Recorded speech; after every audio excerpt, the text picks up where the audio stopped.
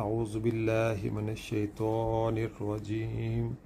بسم اللہ الرحمن الرحیم۔ حضرت ابو ہریرہ رضی اللہ تعالی عنہ بیان کرتے ہیں، رسول اللہ صلی اللہ علیہ وآلہ وسلم نے فرمایا، اللہ تعالی فرماتا ہے، ابن آدم نے میری تکذیب کی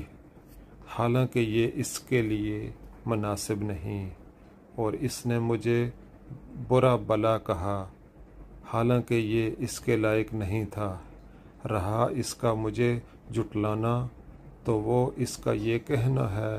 کہ وہ مجھے دوبارہ پیدا نہیں کرے گا جیسے اس نے شروع میں مجھے پیدا کیا تھا، حالانکہ پہلی بار پیدا کرنا میرے لیے دوبارہ پیدا کرنے سے زیادہ آسان نہیں۔ اور رہا اس کا مجھے برا بھلا کہنا تو وہ اس کا یہ کہنا ہے اللہ کی اولاد ہے، حالانکہ میں یکتا بے نیاز ہوں جس کی اولاد ہے، نہ والدین اور نہ کوئی میرا ہمسر ہے۔